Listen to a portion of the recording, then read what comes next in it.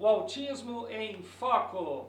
Sejam muito bem-vindos ao Autismo em Foco, o MesaCast que coloca a informação baseada em evidências, a prática profissional, as experiências familiares e a inclusão no centro do diálogo. Meu nome é Douglas Borella, pós-doutor em Educação Especial pela Universidade Federal de São Carlos e professor aqui na Universidade Estadual do Oeste do Paraná, a UniOeste. E a partir de agora eu convido vocês a nos acompanhar. As gravações do MesaCast Autismo em Foco ficam disponíveis no meu Instagram, que é Douglas_Borella, e no YouTube, no canal UniOeste. Já temos 2 MesaCast disponíveis. O primeiro, onde minhas convidadas foram mães de pessoas com autismo. E o segundo foi com as profissionais da terapia ocupacional. Se você é profissional da saúde, da educação, do direito, é familiar de pessoas com diagnóstico de autismo, e também pessoas com autismo, ou simplesmente deseja compreender melhor o tema, esse espaço é para você. Estamos começando o 3º episódio do projeto Autismo em Foco, que hoje terá como tema Autismo e Políticas Públicas, Desafios na Garantia de Direitos. Falar sobre autismo é, antes de tudo, falar de direitos, de acesso, de dignidade e inclusão. São elementos fundamentais para a construção de uma sociedade mais justa e equitativa. Nos últimos anos, nós tivemos avanços importantes no campo legal, mas ainda há muitos desafios que, quando pensamos na efetivação dessas leis no dia a dia das famílias, nas escolas, nos serviços de saúde, em toda a rede de atendimento, isso pode estar escasso. E é justamente aqui que entra uma questão fundamental, a articulação entre leis e políticas públicas.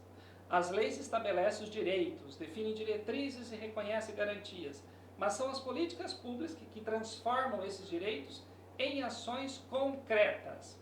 Ou seja, não basta que a lei exista no papel, é preciso que ela seja implementada por meio de programas, serviços, investimento e ações intersetoriais que envolvam saúde, educação e assistência social. Quando essa articulação acontece de forma eficiente, conseguimos avançar em aspectos essenciais como o diagnóstico precoce, o acesso às terapias, a inclusão escolar com qualidade e também o apoio às famílias. Por outro lado, quando há falhas nessa integração, o que vemos são direitos que não se materializam plenamente na vida das pessoas com autismo. Para enriquecer essa conversa, contamos com convidados que possuem experiência e conhecimentos na área e que vão nos ajudar a compreender melhor como essas políticas públicas são construídas, como se conectam às legislações vigentes, quais são seus impactos práticos e o que ainda precisa avançar. Então fique aqui com a gente, porque o episódio de hoje está cheio de reflexões importantes, informações valiosas e principalmente um convite à conscientização e à responsabilidade coletiva. Para conversar comigo e estar junto de vocês, eu apresento os meus convidados. Então vamos lá, vou pegar o meu celular para trazer o currículo do nosso primeiro convidado, que é o Rafael Heinrich. Ele que é vereador, nutricionista, especialista em saúde pública, mestrado em desenvolvimento rural sustentável, formado também em engenharia civil.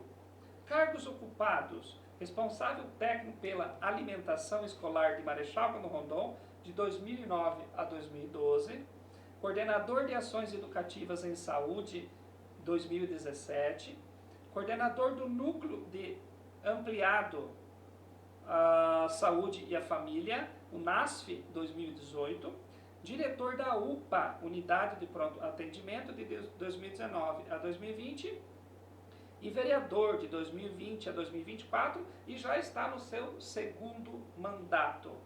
Atuações dele na sociedade: conselheiro estadual de Segurança Alimentar e Nutricional, de 2015 a 2017, conselheiro municipal de Segurança Alimentar e Nutricional de Marechal Cândido Rondon, de 2017 a 2019, presidente da ANUOP, Associação de Nutrição do Oeste do Paraná, de 2008 a 2010, e membro do Conselho Regional de Nutrição do Conselho Regional de Nutrição, né? Oitavo, Paraná, de 2015 a 2016. Nobre Rafael, seja muito bem-vindo à UniOeste. Obrigado, professor Douglas. Para mim é uma alegria poder estar aqui e compartilhar desse momento, dessa mesa cast, para que a gente possa discutir esse tema tão importante para a nossa sociedade. Muito bem. Dando continuidade, vamos para o nosso segundo convidado, a Letícia Regina Schmitz. Ela que é graduada em Direito pela Faculdade de Ensino Superior de Marechal Cláudio Rondon no ano de 2016, especialista em Direito da Família e Sucessões, especialista em Direito Imobiliário e Registral, servidora pública do município de Marechal Cláudio Rondon dos anos de 2013 a 2022, advogada atuante desde 2022 no escritório Schmitz e Pessini Advogados Associados, mãe atípica da Cecília, que tem 6 anos com diagnóstico de transtorno do espectro autista nível 1, mais TDAH. E também mãe da Valentina, de 3 anos. Seja muito bem-vinda, Letícia. Muito obrigada, professor Douglas. Viemos aqui para trazer um pouco do tema direito e também da nossa prática diária com a nossa pequena. Muito bem. Nosso terceiro convidado é o Fabiano Pessini. A formação dele é graduado em Direito pela Universidade Paranaense, a Unipar, em 2007. Advogado de saúde e autismo, especialista em Direito Constitucional, especialista em Direito Penal e Processo Penal, mestrado em Direito Eclesiástico, advogado de 2008 a 2010 no município de Guaíra, servidor público do Estado do Paraná do ano de 2010 a 2024 na Polícia Civil, advogado desde 2024 no escritório Schmitz e Pessini Advogados e Associados, e pai atípico da Cecília, de 6 anos, nível 1, suporte e TDAH, e também da Valentina, de 3 anos, ou seja, esposo e esposa aqui junto com a gente. Seja bem-vindo. Muito obrigado, assim como os demais participantes dessa mesa redonda maravilhosa. Estou aqui para agradecer primeiramente o convite e poder estar aqui compartilhando e trocando experiências com os ouvintes, com os demais telespectadores e de alguma forma acrescentar conhecimento à vida e levar informação sobre o autismo até os confins desse Brasil e pela terra fora. Obrigado. Muito bem. Nós precisamos ressaltar que o debate aqui que nós estamos trazendo, as discussões que nós estamos trazendo, em nenhum momento nós temos a intenção de destacar algum município ou estado específico. Nós estamos falando de uma forma ampla. Insisto, em nenhum momento citar o nome de algum município ou estado que possa fazer com que se tenha um entendimento equivocado. Nosso objetivo aqui é falar para o Brasil todo. Muito bem, vamos começar então. Fabiano e Letícia, o autismo é considerado uma pessoa com deficiência? Posso pegar essa? Sim, professor. O autismo, de acordo com a Lei 12764/2012, a lei chamada, tradicionalmente chamada como Lei Berenice Piana, ela define o autismo como uma pessoa portadora da condição do espectro, tá? E daí depois veio a Lei Brasileira de Inclusão e reafirmou isso. Então, esses dois são os dois principais instrumentos hoje que regem a consideração ou não da pessoa com espectro autista, tá? Então, tudo começou lá atrás com a Lei Berenice Piana e hoje nós estamos numa toada de bons projetos em tramitação no Congresso Nacional que venha a calhar, que venha a fomentar o autismo e a melhorar a guarnição desses direitos. Então, o autismo hoje sim é considerado como uma deficiência para todos os efeitos legais e as implicações que isso decorre para o Estado Democrático de Direito e as logísticas de políticas públicas que nós iremos adotar aqui hoje também. Isso é muito importante. Se a pessoa com diagnóstico de autismo é considerada uma pessoa com deficiência, o que isso muda na prática? Quer responder? Não. Pode responder. Tá, o que muda na prática é a forma e a priorização que essa criança, ou que esse jovem, ou que esse adulto, tá, ele tem de preferência ou de atendimento pelo Estado, pelo órgão público em si, tá? Porque algumas coisas, no Brasil a gente brinca que algumas coisas estão no papel e outras coisas não. E o legislativo tem caminhado sempre para prever direitos, para inserir novos direitos, para aumentar a gama desses direitos. E a previsão, e tendo o autismo como inserido como pessoa com deficiência, tá? Ele tem acesso prioritário a algumas políticas públicas, tá? Ou seja, o Estado está, com isso ele tenta implementar, ele tenta dar vazão a toda essa gama de direito que é jogada para cima da pessoa com espectro autista. Por quê? Porque ela realmente precisa desse atendimento preferencial, desse atendimento diferenciado para ela fazer valer o que está na lei, porque nada adianta ter uma previsão legal se não tem concretude nisso. Entendeu? Fabiano, se vocês me permitem, inclusive, por que é que se desenvolvem políticas públicas voltadas para a pessoa com deficiência? Porque são pessoas que têm alguma dificuldade em estar na mesma condição das demais pessoas. Então, por exemplo, eu gosto de dar o exemplo sempre da questão da acessibilidade, né? O cadeirante ele tem dificuldade em se deslocar. Então, ele precisa de uma política pública que contribua para que ele se desloque na mesma condição das demais pessoas. Então, a pessoa que é neurodivergente, ela precisa também ter essa característica, ser definida dessa forma, para que ele possa acessar de maneira mais urgente ou mais breve algumas terapias, por exemplo, quando a gente fala na saúde, ou alguns outros direitos na área da educação, enfim, na área da assistência social, para que ela possa estar numa condição pelo menos próxima das demais pessoas. Então, a definição do autista estar na condição de pessoa com deficiência é para contribuir para o desenvolvimento da pessoa com autismo. Pegando o gancho do Rafael, quando ele começou a fala dizendo o porquê das políticas públicas e o porquê de inserir essa pseudo-diferença e preferência legal, me veio na cabeça imediatamente uma palavra que recentemente o STJ se utilizou em vários julgados referentes à concessão ou não de direitos para pessoas com TEA, que é a palavra capacitismo. Pode parecer um jargão de outro mundo, mas o que seria o capacitismo? Na seara de implementação desses direitos, e especialmente na área da saúde, capacitismo, você não pode tratar essa pessoa com condição diferenciada igual de uma pessoa normal. Então, o STJ diz, peraí, naquela situação X do plano de saúde Y, você não pode querer tratar uma pessoa com TEA com a linguagem do capacitismo, a mesma figura de uma pessoa normal. Então, por isso que eu quero aproveitar esse ensejo e fazer essa consideração, que o STJ foi muito firme e barrou uma negativa de um plano de saúde em razão dele estar considerando uma pessoa com TEA, uma criança com TEA, com a mesma condição de uma pessoa normal, sem nenhuma dificuldade, sem nenhuma neurodivergência, sem nenhuma, como disse, nenhuma condição minorante, né? Então, assim, a gente tem que cuidar muito, até na seara da saúde, em especial, com as terminologias. Então, assim, tem palavras que são essenciais, que nós nos atentemos e que a gente busque sempre levar ela a mais pessoas, para que essas pessoas possam saber. Por exemplo, isso é uma coisa que acontece todos os dias, é um fato que acontece todos os dias. As pessoas acham que a pessoa com deficiência, ela é menos e ela é um alienígena, e não é bem assim, né? Ela está naquela condição e ela precisa de atenção, de respaldo, de respeito.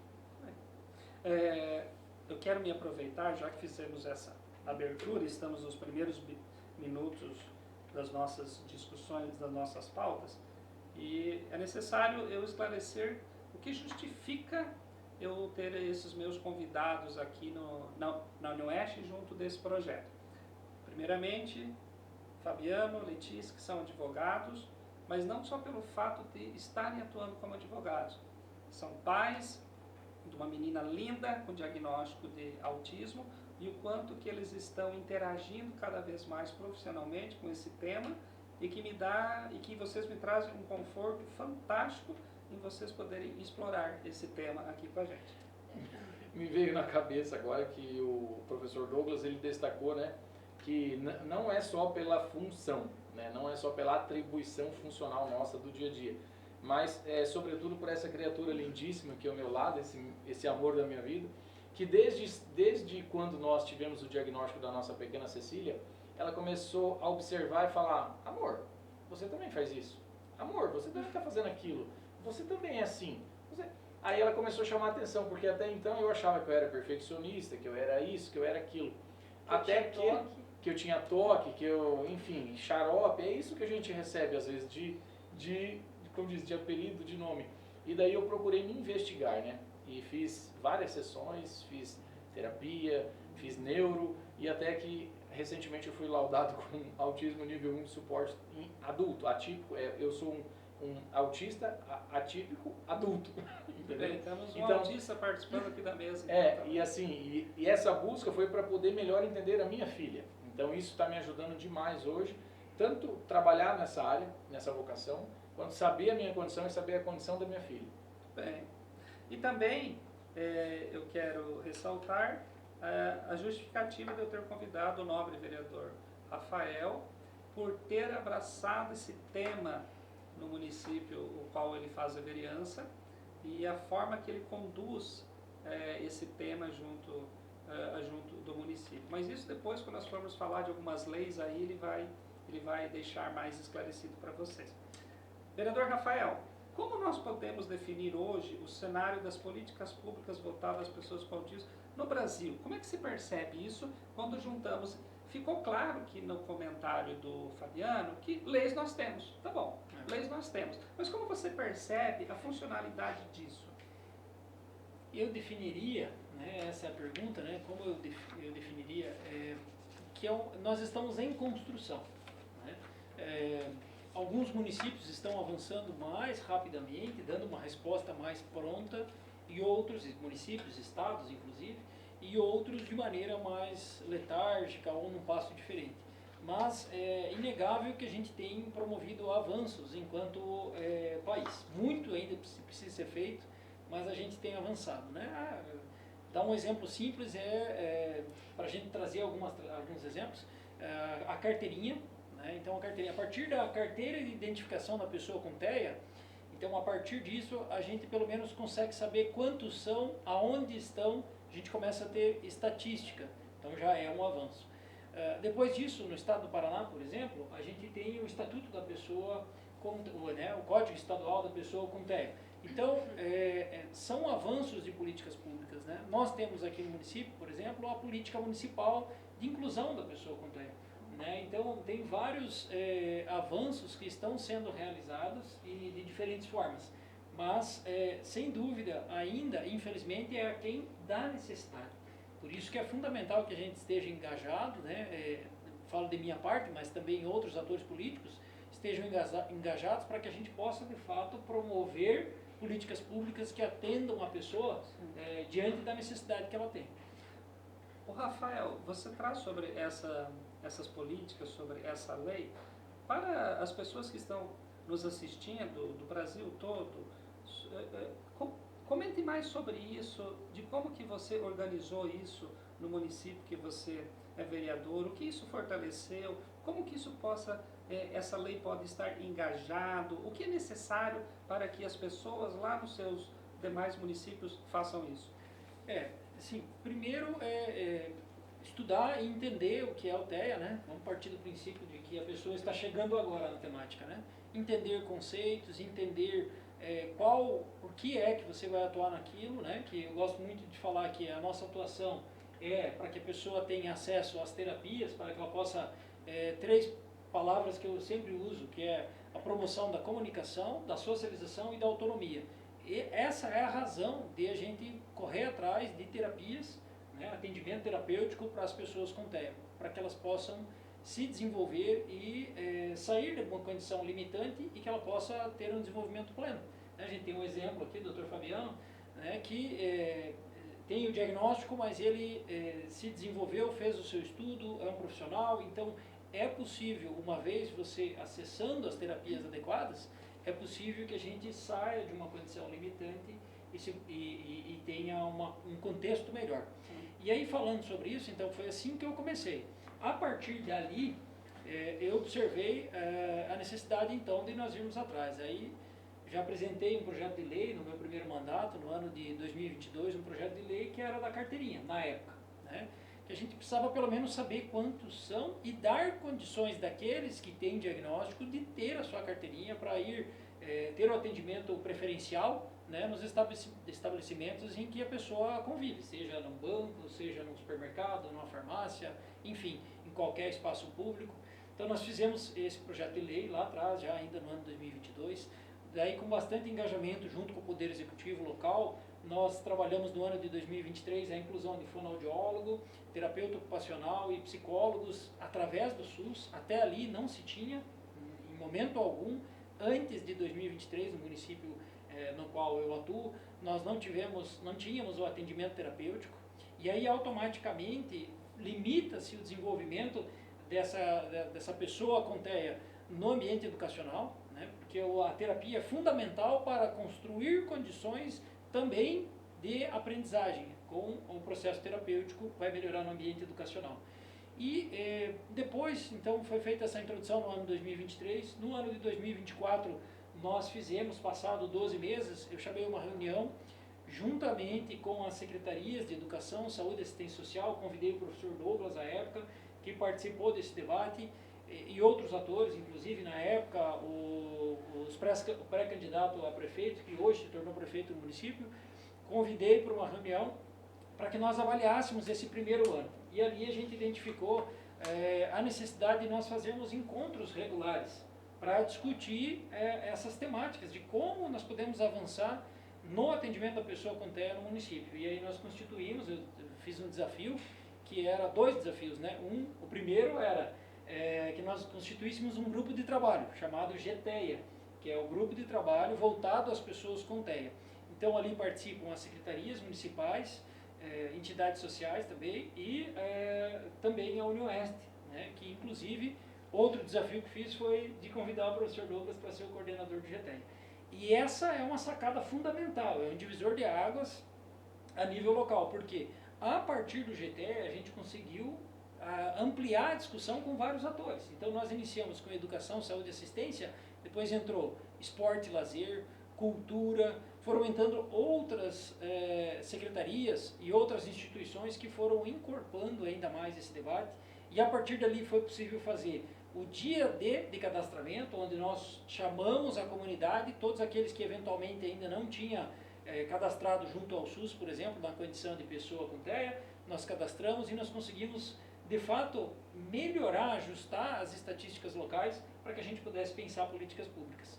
Além disso, surgiu depois a Mostra Cultural no ano de 2025, no qual nós, eu falo na coletividade, né, de todos os atores envolvidos, foi possível fazer essa mostra cultural para as pessoas com TEA. Eles são os artistas, eles se apresentando o seu trabalho.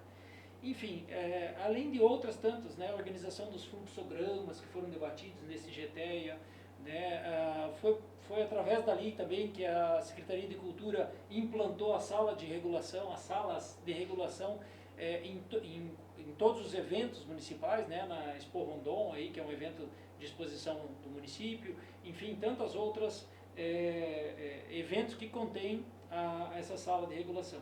E aí tem vários outros trabalhos que foram sendo realizados, né? Por exemplo, citei antes, a Política Municipal de TEA, é um projeto de 2025, assim como também nós utilizamos daqueles documentos que o governo federal tem feito, que uma das legislações é para fortalecer a inclusão da pessoa com TEA no mercado de trabalho. Então nós encaminhamos um requerimento solicitando que o Cine local, que ele adote e implante aquela legislação a nível local. Estamos atentos nos decretos que saíram agora no final de 2025 com relação aos avanços que são necessários, a qualificação necessária para o setor de educação, para fazer o atendimento adequado. Enfim, então tem várias ações que podem ser realizadas através do ambiente de políticas públicas. Muito bem. Bom, fizemos essa primeira parte do nosso debate, da nossa discussão, e nós estamos encerrando esse primeiro bloco e aguardamos com que vocês fiquem aí e continuem assistindo a gente. Então, daqui a pouquinho nós voltamos. Até!